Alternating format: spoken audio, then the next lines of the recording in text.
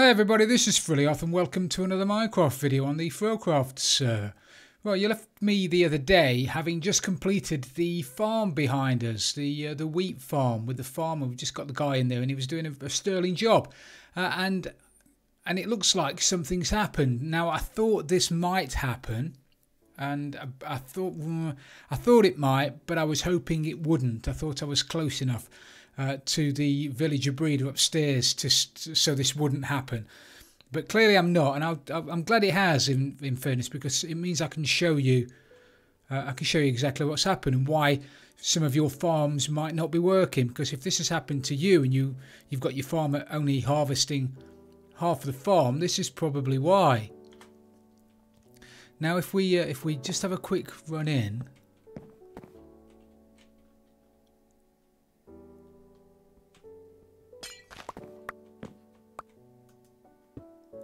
Put that back so we can't get out. Our villager breeder is just up there, and a farmer, and I think I've mentioned this before, a farmer will only harvest crops if he's inside the radius of a village, and the radius of the village is a big sphere. It's not just on the X and Z axis, it's on Y as well. So the centre of the farm is 32, must be 32 blocks that way, because this, you can see, is the edge of the sphere. So this block here is exactly 32 blocks away from the centre, the very centre of the village, the villager breeder up there, or in effect the village that's up there. So he'll farm all the way up to here, but he won't farm here, and he won't start farming again here until he's another 32 blocks that way. So he either has to be inside the radius of the village, or at least 32 blocks away from the outside of the centre of the village. So it's like a dead zone. This bit he'll farm in, this bit he won't. All the way over there, 32 blocks away, he'll start farming again. So that's why we've only got this little bit farmed. And it's an easy fix because we've got a villager breeder with a switch on it. Which is why I designed a villager breeder with a switch on it, or one of the reasons anyway. So if we quickly have a shufty upstairs to the breeder, I've got to move the breeder as well while I'm talking about it, because I want to put a trading hall in here. No particular reason why. Well, there's a couple of reasons. I was going to say there's no particular reason why I've chose this particular room, but there is, and I'll go through those reasons in a little while. But I'm going to be putting a trading hall in here, and it means I'm going to have to move my breeder to above the trading hall it's going to make it easier to get the villagers from the breeder to the trading hall. So talking and not concentrating. So I think one of the things to do today is to just move the breeder. I won't make you sit through watching me move it. We've already built it once this series. All I'm going to be doing is moving it, so I won't put you through that again. And I've also done a little bit of testing, and I think, look at that, fantastic. 1, 2, 3, 4, 5, 6 villagers. They've run out of food, which is one of the reasons why they've stopped, because I only gave them a stack of carrots or so. I've done a little bit of testing, and I think I can drop that guy down by 2 blocks. And if I drop him down by 2 blocks, it means that the doors that are currently on the roof, I can get inside the building, and I'd much rather do that because I don't want doors up on the roof. So I think when I rebuild it, when I move it from there over to, you can't see it, it's downstairs, it's the next level down, above the trading hall, I'll build everything inside the one room, which I think is going to be great. Now, in order to get the farmer working downstairs again, we need to stop this from being a valid village, and that's easy to do. We just turn it off. Have I moved my blocks? I've moved my blocks, and I bet I don't have any blocks. We'll just turn this off. So now that's off. Within 60 seconds, and I might be able to get downstairs before it happens, but in 60 seconds the there will no longer be a village there. And obviously if there's no longer a village there, it means that the farmer is no longer just outside the range of the village, just outside the radius of the village, because there's no village there. Therefore, he'll be able to start farming again. Because at the moment you can see he's trying to pathfind to the village. That's why he's stood in this. Not because he's naughty and I've made him stand in the corner. It's because he's trying to pathfind back to the centre of the village. And as soon as that village disappears, like it has now, he can start farming again.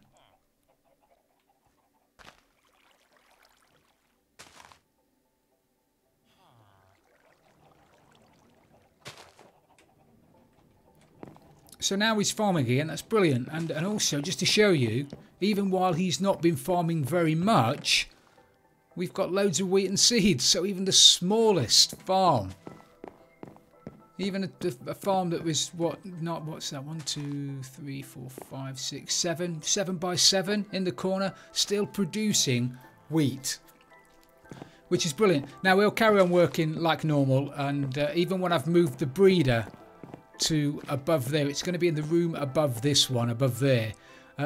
He'll probably farm in this corner while the breeder is turned on. So I will have to turn it off, and obviously that's why there's a switch on there. I don't want it running all the time. I want to be able to turn it off, hence the switch. And when it's off, he'll farm all of that.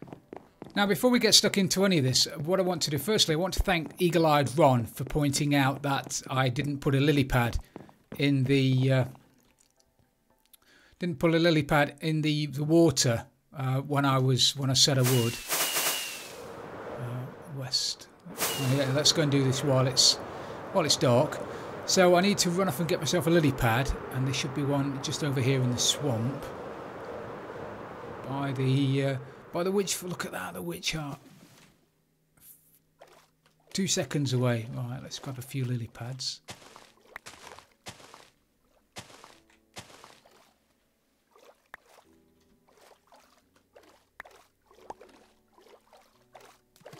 Get back before it gets too dark.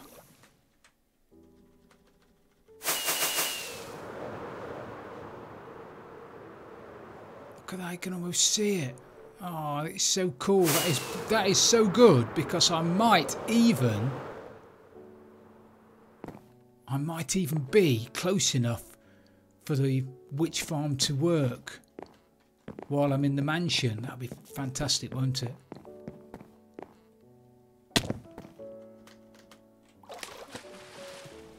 Let's get back in here before I die, because that would be embarrassing.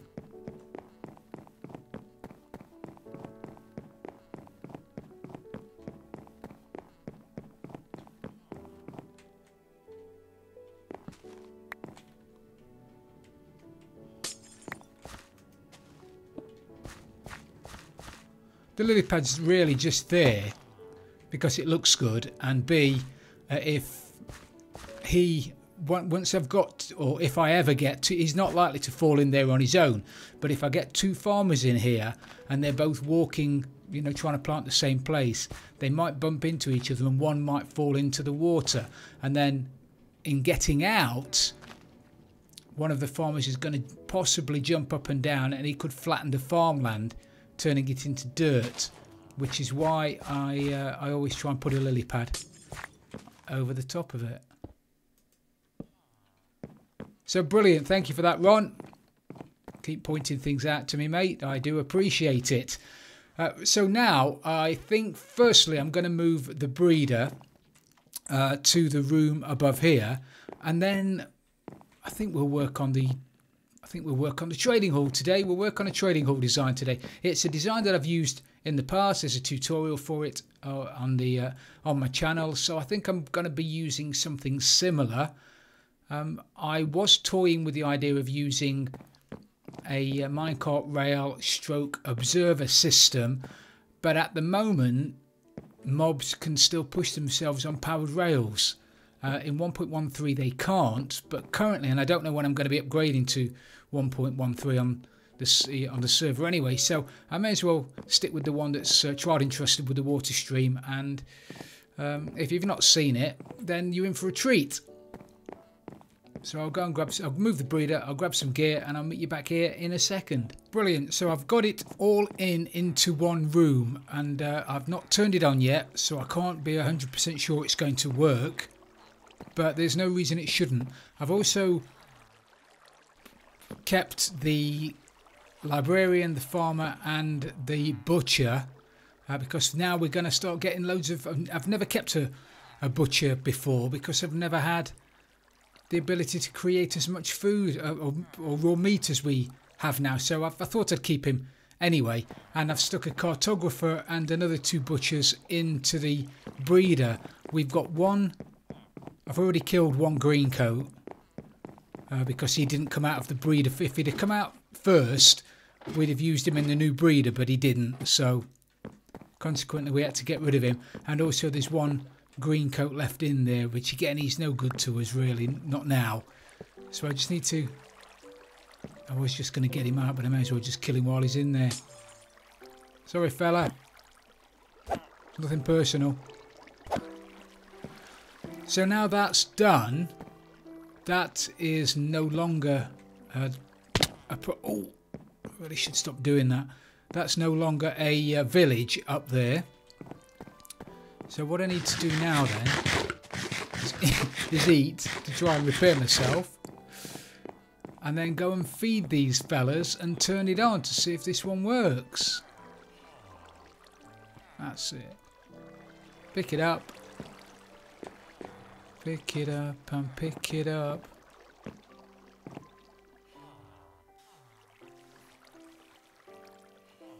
Brilliant. So we know it's working, although we have got ourselves another little green coat, which is no good at all. Useless. But it's working, so I'll leave it on for the time being because I need to make sure, or I need to see how much it affects the farm downstairs, just out of interest really.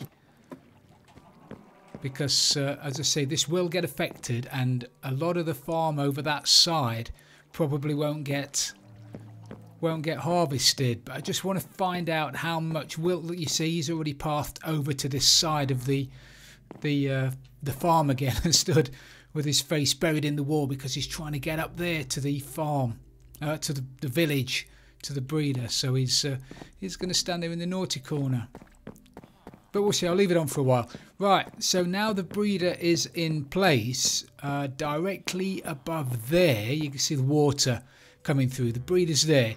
It means that the new villagers can fall down through a hole straight into the trading hall, which I'm going to build in here. So I need to run off again and get some resources. Bit of redstone, because I love a bit of redstone. And then I'll show you the main mechanism that I'm going to be using to get the villagers into a trading hall. Okay, so this is a cross section of how this is going to work. Initially, let's see if we can get up the top.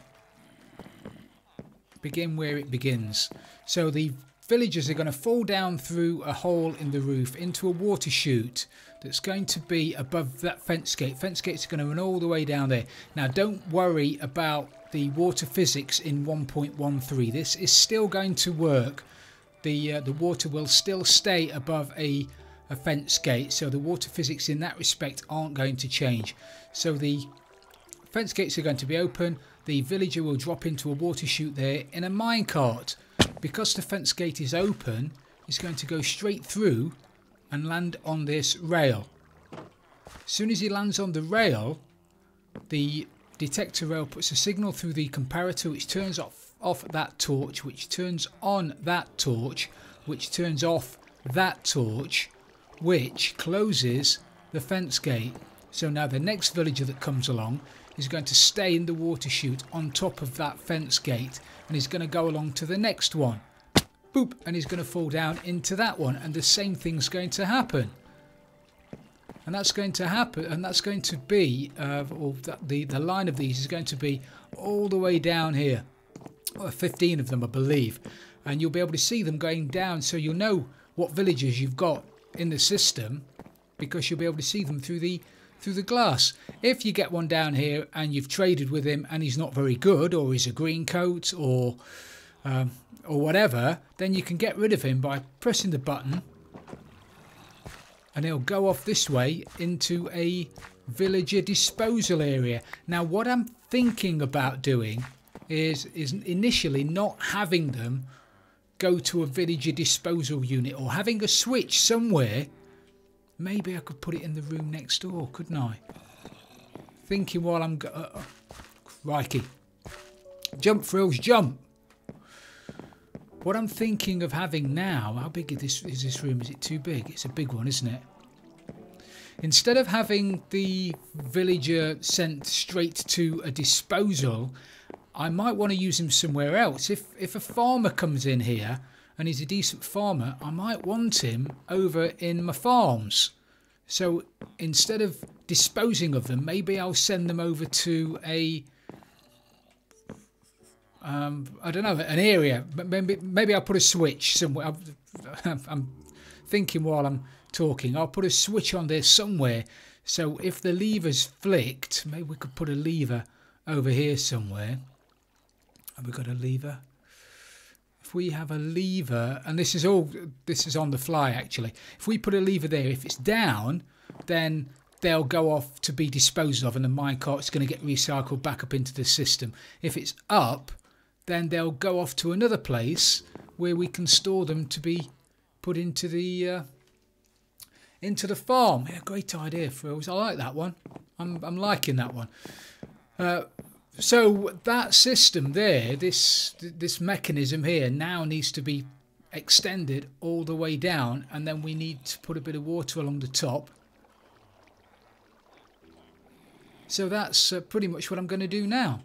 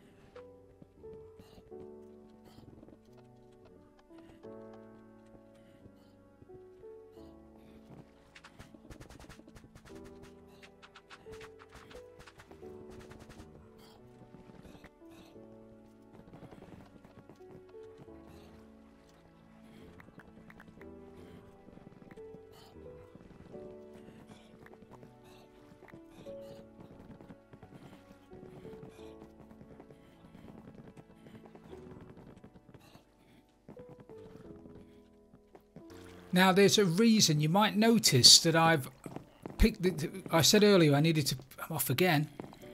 I said earlier I needed to pick this room for a reason, and I've picked this room because if you're looking into it, you're looking at the villagers on an east-west. If you look at the map in the top right hand corner, I'm looking east to west. I'm facing east at the moment, so I'm on an east to west axis. That's a north to south axis, so I'm facing east to west. And if you've ever used rails in the past, you'll understand what I'm talking about, because if you try and put rails that way and then you put rails next to it, they snap east to west. They always snap east to west. So if I was trying to build this along a north wall, then I'd place the rails down, and then when I try to place the rails next to it, they're going to snap to them, and that causes you no end of trouble. So if you're ever going to build a trading hall that uses the rails at the bottom, always build it when you're facing east-west. Otherwise, it's a nightmare. It's just impossible to do. Actually, it's not impossible to do. It's just really, really, really difficult. And you see, with it facing, with it snapping, it just makes it so much easier. Now, we want those to snap up to the top. So we just do that by sticking a temporary rail. Have I got enough? Yeah. A temporary rail up here. We'll get rid of these in a second. Now they make it a little bit more difficult in 1.13 because they don't stay snapped up like this in 1.13, but there is a way around it, and I've put a tutorial for that on my channel if anybody wants to look at it. I'll link to it in the top right hand corner.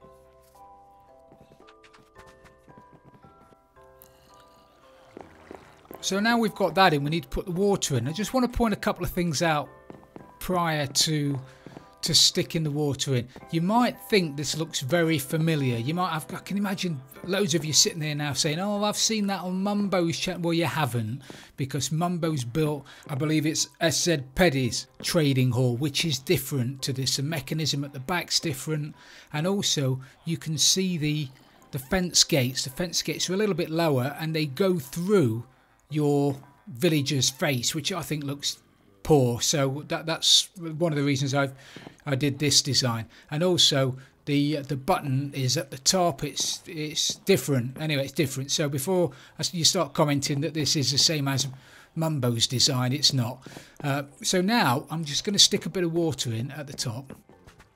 As you can see at the moment, all of the fence gates are open.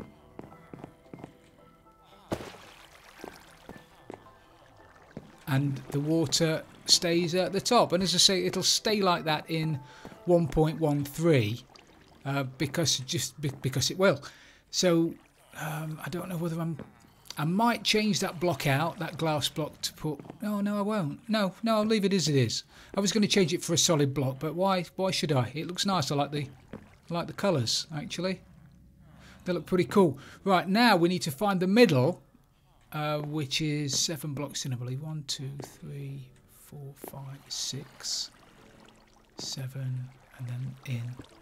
So it's just there is the exact middle, and we need to put a sign against this wall, because obviously we need another water chute.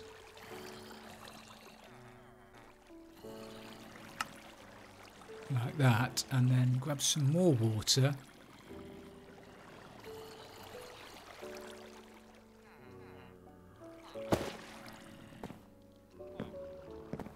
And that goes down here. So the villagers are going to come all the way down here, drop in. If no chutes are available, if all of these are filled up with villagers that you want, they're going to go off the edge.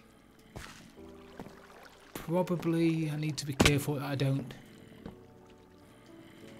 flood everything, because you know redstone and water don't mix, do they? So we've just put that there for the time being.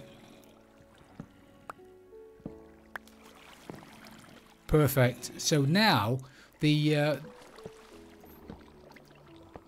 villagers that won't fit in the system can come down here, go up here, go back up the top around to the front, and then drop back in again and carry on going round. So you don't have to waste some designs. Once the villager breeder is full, you start wasting villagers. So you might have a couple of villagers, a couple of green coats in there. You get a really good librarian comes through. He goes down the end, disappears off. You've lost him because there was no system to recycle. Well, in this particular breeder, in this particular trading hall, there is. So that's pretty much it. What I need to do now then is figure out how to get the villagers from the top, which shouldn't be difficult actually. They're just up there. maybe I can... I was going to say maybe I can drop them straight through, but I can't, because when villagers are in boats, they can fall forever and not take damage when they hit the floor. That's not the same when they're in a minecart. When they're in a minecart, if they fall more than 2 or 3 blocks, they take damage. So somehow I'm probably going to have to drop them through a hole onto a minecart rail, because they can fall for miles if they land on a minecart rail, but they can't if they land on water or hard ground. So I'm probably going to stick some minecart rails at the top and then just drop them through the hole.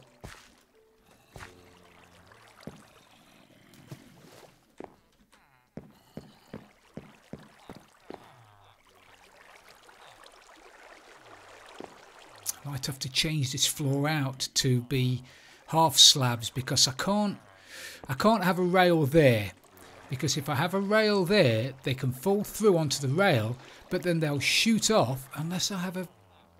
Oh, that's interesting. If I have a normal rail there, my problem, again thinking, if I have that powered, they'll land on there, they'll shoot off, they'll miss the first space. So to combat that, I'd normally put a block there. So then they'd come across, they'd hit the block and they'd fall down. But the trouble with having that block there is, A, you'll be able to see it at the front, it's going to look ugly. But B, as the villagers are going underneath it, they're going to take suffocation damage. So if they go around 2 or 3 times, they're going to finish up dying. So I can't do that. Now I could probably get away with that using a half slab, but again you'll be able to see it from the front, it's going to be ugly. However, if I stick a normal rail there, and I'm going to have to do a bit of testing, if I stick a normal rail there, I need that bit of wood, aren't I?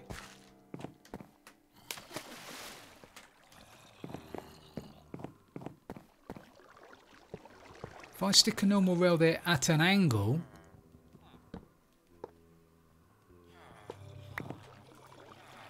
I know I was going to need that bit of wood. It was absolutely bound to happen.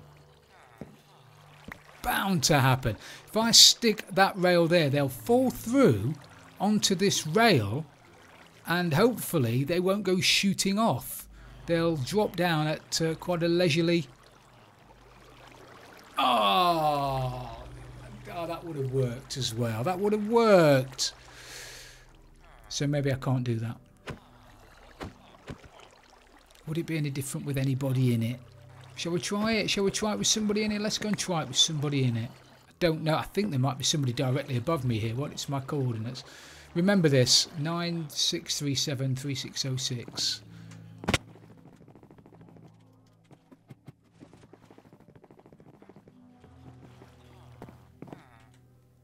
Oh no, it's just... Oh, that's a shame. That's a shame. It's just there. It will be able to get it to work for this experiment, but it ain't going to work in the long run because I need some way of getting my villagers. Unless I take my villagers out of this side, I could do that. We could take the villagers out of this side and have them run around and go straight down this hole. That's a possibility. Let's get my librarian in, first one in my breeder. See if we can get him in the breeder to start with.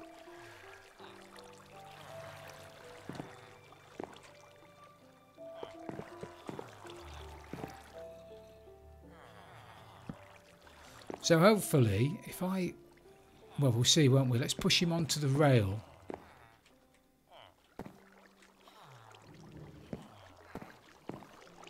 Ah, yeah.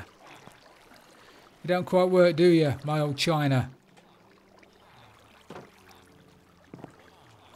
So that is going to have to be 1 block further up.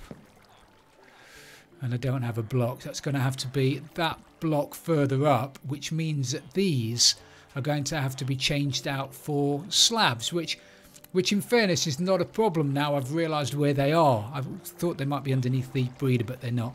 So change those out for slabs, and then the and then the villager won't take suffocation damage when he's going that way. Yes. But now you see he's in there, he's all happy, and I can trade with him. So we are cooking on gas. You will find as well that they'll miss a gate sometimes, so they'll go along. If there are two empty gates together, instead of dropping in the first one, the villager will drop in the second one.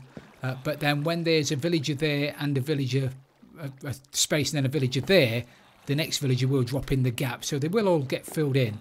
Oh, would you look at the time? We've run out of time again, so it looks like we're going to have to sort this out in the next episode. But thank you very much for watching, everybody. It's been brilliant having you along. If you have enjoyed the episode, please don't forget to leave it a like. And if you've really loved it, don't forget to subscribe for future videos. This is Frilioth by my new trading hall, and I'm out of here.